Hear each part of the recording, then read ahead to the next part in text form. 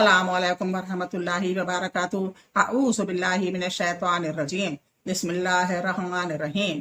Rabbi इश्रह ली सदरी व यस्सिर ली अमरी वहलुल उक़दतम मिन लिसानी यफ़क़हू क़ौली।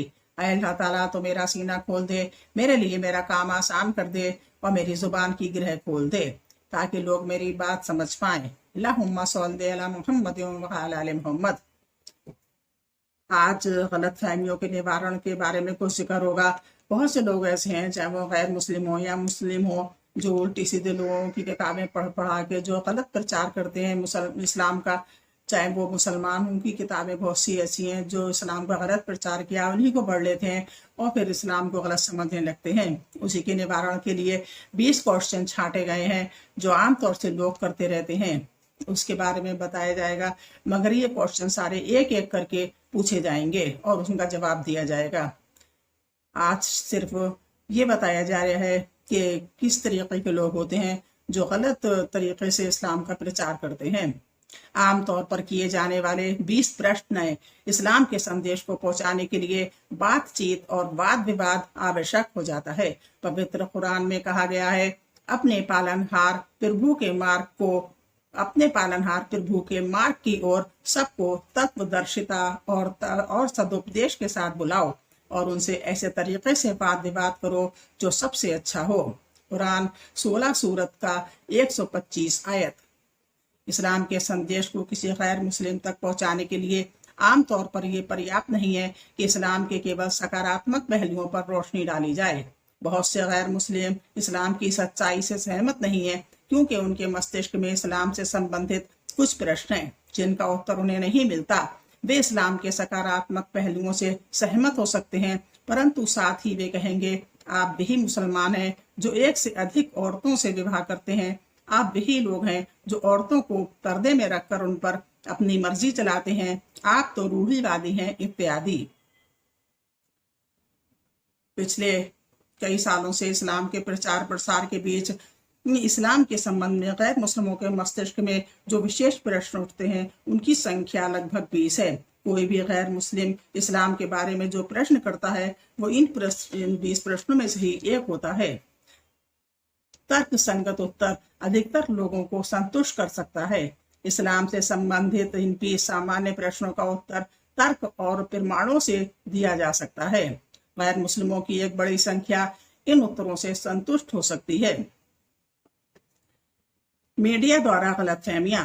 गैर मुस्लिमों की एक बड़ी संख्या जो इस्लाम के संबंध में गलतफहमियां रखती है, उसका कारण यह है कि मीडिया उन्हें इस्लाम के बारे में बराबर गलतफहमियां जानकारियां देता है। अंतर्राष्ट्रीय सैटेलाइट चैनल हो, रेडियो केंद्र हो, समाचार पत्र हो या पत्रिकाएं या किताबें हो, सभी पश्चिमी दुनिया के कब्जे में है। हाल ही में इंटरनेट जानकारी लेने का एक प्रबल माध्यम बन गया है। अगरचे ये किसी के कब्जे में नहीं है, फिर भी हम इंटरनेट पर इस्लाम के विरुद्ध उग्र प्रचार की भरमार देखते हैं। निसंदेह मुसलमान भी इसका प्रयोग इस्लाम की सही स्वरूप को पेश करने के लिए कर रहे हैं, लेकिन इस्लाम का गलत प्रचार करने वालों की तुलना में वो बहुत पीछे हैं। गलत फहमियां समय के साथ बदलती रहती हैं। इस्लाम के संबंध में पैदा होने वाले सामान्य प्रश्न हर काल में भिन्न होते हैं। आज का दौर वो है जिसमें ये सामान्य प्रश्न एक साथ पैदा हुए हैं। कुछ दशक पहले इस्लाम के संबंध में पैदा होने वाले कुछ प्रश्न और थे और हो सकता है कि कुछ दशक बाद ये भी बदल जाएं, जो इस बात पर निर्भर करेगा कि मीडिया इस्लाम को किस प्रकार पेश करता है। पूरी दुनिया में एक ही प्रकार की गलतफहमियां हैं। कुछ आमतौर पर किए जाने वाले इन प्रश्नों के अलावा जो भारतीय और गैर मुस्लिमों के द्वारा प्रायः पूछे जाते हैं, उदाहरण मुसलमान मांसाहारी भोजन क्यों करते हैं, ऐसे प्रश्नों को शामिल करने का कारण यह है कि भारतीय मूल के लोग संसार में फैले हुए हैं और ये लोग विश्व की आबादी का 20% हैं। उन गैर मुस्लिमों की गलतफहमियां जिन्होंने इस्लाम का अध्ययन किया है, बहुत से गैर मुस्लिम ऐसे हैं जिन्होंने इस्लाम का अध्ययन किया है, उनमें से अधिकांश ने केवल उन्हीं किताबों को पढ़ा है जो कि इस्लाम के प्रति पक्षपात पूर्ण रवैया रखने वाले आलोचकों द्वारा लिखी गई हैं। इन गैर मुस्लिमों के पास इस्लाम से संबंधित और भी बहुत से प्रश्न हो सकते हैं। उदाहरण के रूप में वो पवित्र कुरान में परस्पर विरोधी बातें होने का दावा करते हैं और कहते हैं कि कुरान अवैज्ञानिक है। जिन्होंने गलत माध्यमों के द्वारा इस्लाम का अध्ययन किया है मैंने उन प्रश्नों का उत्तर दिया है जो कि गैर मुस्लिमों के बीच सामान्य नहीं है। क्वेश्चन नंबर 1, मुसलमान काबे की पूजा करते हैं। ये क्वेश्चन नंबर 1 है। जो अक्सर लोग ये समझते हैं कि मुसलमान काबे की पूजा करते हैं। जब इस्लाम मूर्ति, ये प्रश्न है, जब इस्लाम मूर्ति पूजा के विरुद्ध है, फिर उसका क्या कारण है कि मुसलमान अपनी नमाज में काबे की ओर झुकते हैं और उसकी पूजा करते हैं। इसका उत्तर सुनिए। काबा किबला है, अर्थात वो दिशा जिधर मुसलमान नमाज के समय अपने चेहरे का रुख करते हैं। काबे का मतलब दिशा होती, दिशा मीन कौन सी सीमा है, कौन सा दिशा है, उत्तर पश्चिम पूरब, इसको कहा गया है। ये बात सामने रखनी चाहिए कि यद्यपि मुसलमान अपनी नमाजों में काबे की तरफ अपना रुख करते हैं, लेकिन वे काबे की पूजा कभी नहीं करते। मुसलमान एक अल्लाह के सिवा किसी की पूजा नहीं करते और ना ही किसी के सामने झुकते हैं। कुरान में कहा गया है, हम तुम्हारे चेहरों को आसमान की ओर उलटते पलटते देखते हैं, तो क्या हम तुम्हारे चेहरों को एक क़िबले की तरफ न मोड़ दें जो तुम्हें प्रसन्न कर दे। तुम्हें चाहिए कि तुम जहां कहीं भी रहो अपने चेहरों को उस पवित्र मस्जिद की तरफ मोड़ लिया करो। कुरान 2 सूरत 144 आयत। इस्लाम एकता की बुनियादों को मजबूत करने में विश्वास करता है।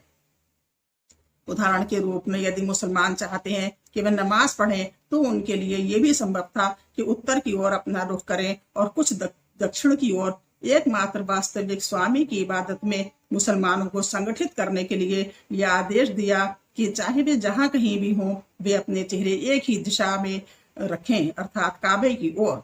यदि कुछ मुसलमान काबे के पश्चिम में रहते हैं तो उन्हें पूर्व की ओर रुख करना होगा। इसी प्रकार अगर वे काबे के पूर्व में रह रहे हों तो उन्हें पश्चिम की दिशा में अपने चेहरे का रुख करना होगा।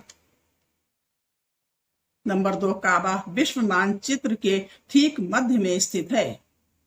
सबसे पहले मुसलमानों ने ही दुनिया का भौगोलिक मानचित्र तैयार किया। उन्होंने ये मानचित्र इस प्रकार बनाया कि दक्षिण ऊपर की ओर था और उत्तर नीचे की ओर। काबा मध्य में था। आगे चलकर पाश्चात्य के मानचित्र रचयिताओं ने दुनिया का जो मानचित्र तैयार किया वो इस प्रकार था कि पहले मानचित्र के मुकाबले में इसका ऊपरी हिस्सा बिल्कुल नीचे की ओर था, अर्थात उत्तर की दिशा ऊपर की ओर और दक्षिण की दिशा नीचे की ओर।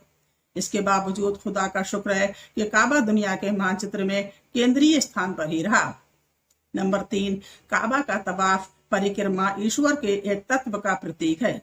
मुसलमान जब मक्का में स्थित मस्जिद हराम प्रतिष्ठित मस्जिद जाते हैं तो वे काबा का तवाफ करते हैं। ये कार्य एक ईश्वर में विश्वास रखने और एक ही ईश्वर की उपासना करने का प्रतीकात्मक प्रदर्शन है, क्योंकि जिस तरह गोल दायरे का एक केंद्रीय बिंदु होता है, उसी तरह ईश्वर भी एक ही है जो पूजनीय है। नंबर 4, हजरत उमर रजी अल्लाह अन्हु का बयान।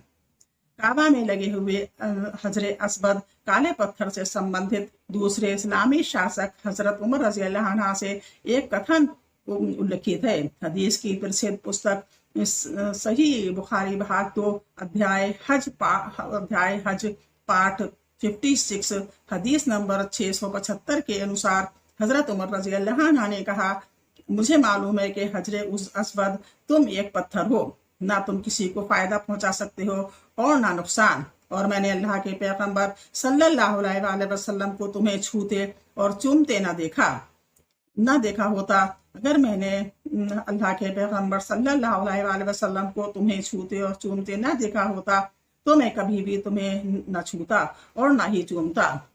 लोग काबे पर चढ़कर अज़ान देते थे। खुदा के पैगंबर हजरत मोहम्मद सल्लल्लाहु अलैहि वसल्लम के ज़माने में तो लोग काबे पर चढ़कर अज़ान देते थे। यह बात इतिहास से सिद्ध है। अब जो लोग ये आरोप लगाते हैं कि मुसलमान काबे की उपासना इबादत करते हैं, उनसे पूछना चाहिए कि भला बताइए तो सही कि कौन मूर्ति पूजक मूर्ति पर चढ़कर खड़ा होता है। आज का ये पहला क्वेश्चन था।